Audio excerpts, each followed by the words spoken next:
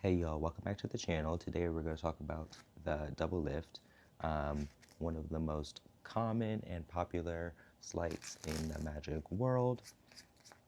A lot of people don't do it wrong necessarily, but don't do it to the best that they could. It's oftentimes learned and then not practiced beyond the original practicing. So a lot of people, when they end up years down the road, they still have the same double lift that they did when they were first starting out, or they still do it the same way when they were first starting out. And a lot of the times we are not that good when we first started out. So it's kind of sad that they can do a whole bunch of cool things. However, when it comes to a simple move like a double lift, it still doesn't look the best that it could be. So that's going to be the goal of today's video, is to improve what we can improve with your double lift. So getting started, we'll just do a brief overview on the double lift. The simplest way of explaining it is turning over two cards as one. Obviously, we're making it seem like it is just one card that we are turning over, when in fact there are two.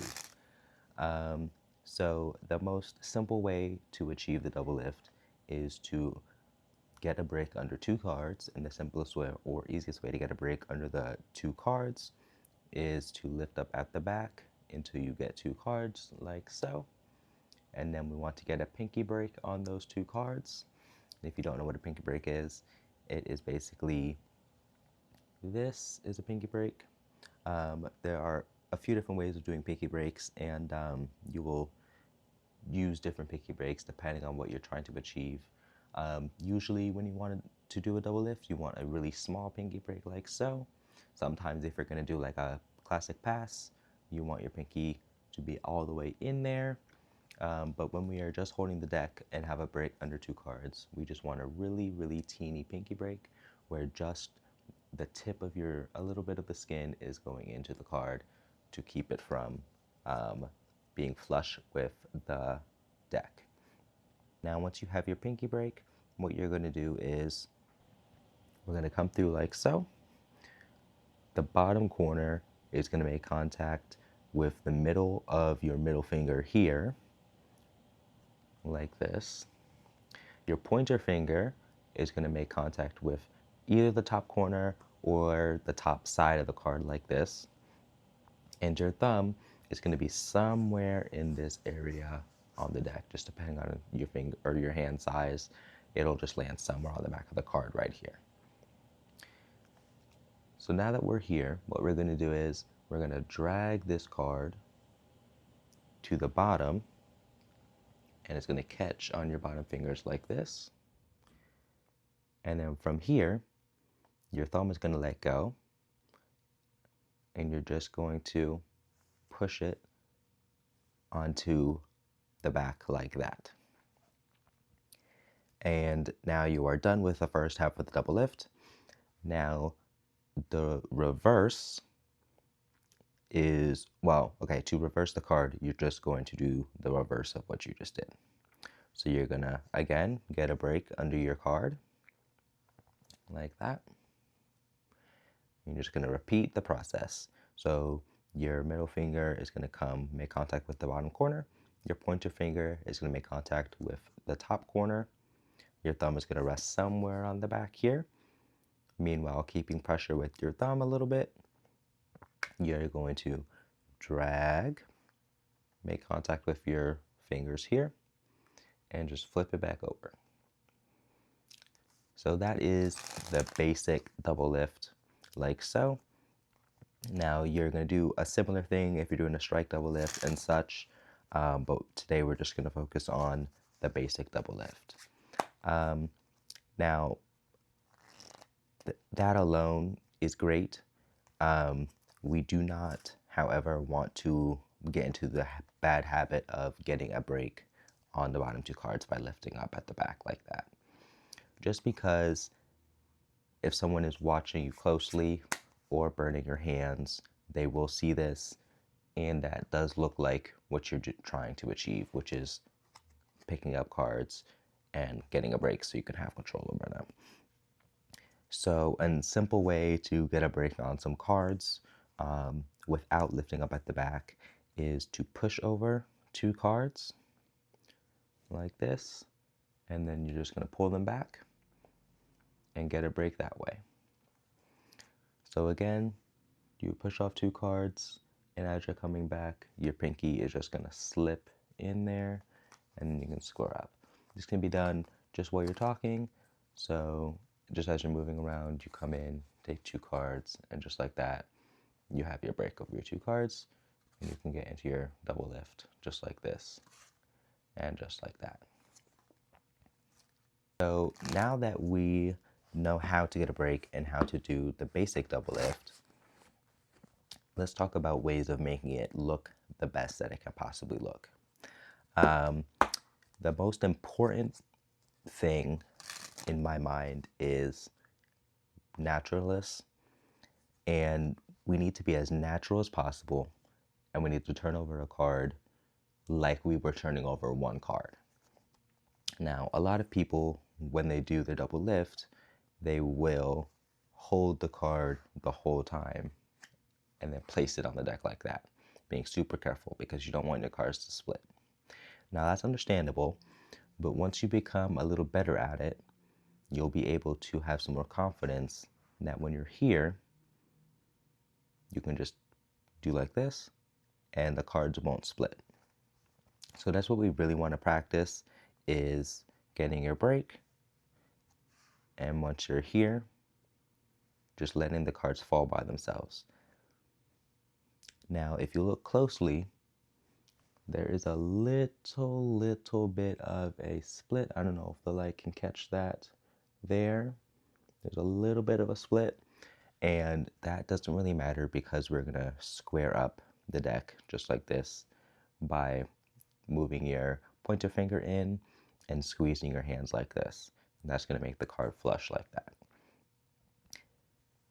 And then obviously you would repeat it and square up a little bit just like that to do the inverse. Now,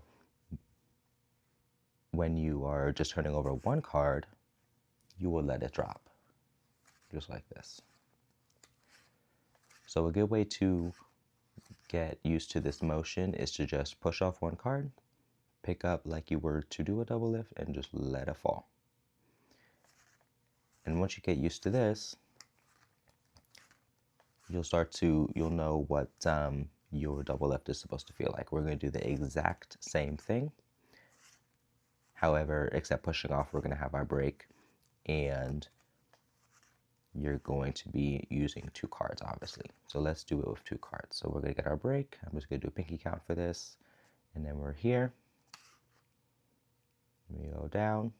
Now, quick tip here is when an easy way to get a break on the card once you turn it over is, so you have your break here initially. You are in this position. Now, just a little bit, push that card up. So you see how we were here,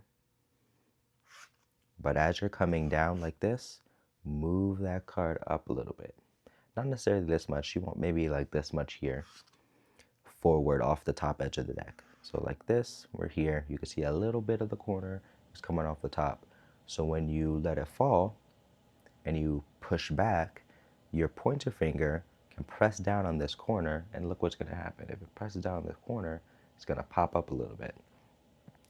And you don't need to like really pop it up like this, but just a little bit, so then it's already in a break position when you square up and you're flush with the deck. So then you don't have to lift up like this, you don't have to do another pinky count or push these cards back over like this to try to reestablish a break. You can just really nicely, really cleanly, all in one motion, go from here, pull down just a teensy bit, and then you're already in that break position like so. So when we're practicing our doubles like this, to try to get them looking like a single card, we also want to practice coming down, going up off the edge of the deck just a little bit, let it fall, bring it back, get your break, and just repeat that motion over and over again until it starts looking and feeling natural. Now, again, the reason why we're letting the card just fall instead of, bringing it down like this is because if you just had one card and you let it fall and you put it on the deck like this, you would just do that. A layperson would also just do this. They would just let it fall because it's just one card. You're not worried about anything. So we don't want to go from, if we're showing one card, we don't want to go like this to all of a sudden going like this, because that discrepancy of why are you all of a sudden really careful with the card is going to lead people to think you're being deceptive, which we are, but obviously we don't want people to think that, because then they'll just become more suspicious. So we're here practicing, we're getting really good at it, we're feeling good, we're practicing our quick re-break, and we turn it over like that. Now once you get natural of that, you can also do 3 cards the same way. And now I have 3 cards. You can do 3 cards, you can do 4 cards, you can almost do as many cards as you want to. Obviously, if you're trying to do like a big stack of cards, it's not going to look like, one card. But you can really do up to probably like 4 or 5 cards and make it seem like it's one card. So another thing we want to make sure with the double lift is softness. And softness is really going to come with time. Once we, get really good at this repetitive motion here, and once we just let that fall, the softness will kind of come by itself. One thing I will say to help you with the softness is that don't hold a lot of pressure anywhere. We're just being really light, really, really light.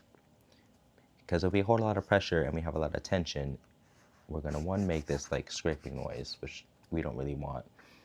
And also it's just going to look like we're really focused on the card like this.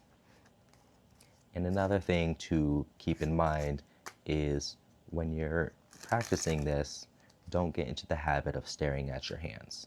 Now this is true for many, many, many sleights. We don't want to stare at our hands, because then the audience or our participants will also be looking where we look. And because where our attention is, their attention will follow, and it's going to make it seem like we are really invested in turning over one card, which in reality, we want to make it seem like it's one card and we don't really care about it. So if you don't care, the audience won't care. And that is the double lift. Let me know if you guys have any questions in the comments. Give it a like, give it a subscribe, and we'll see you guys in the next video. Peace.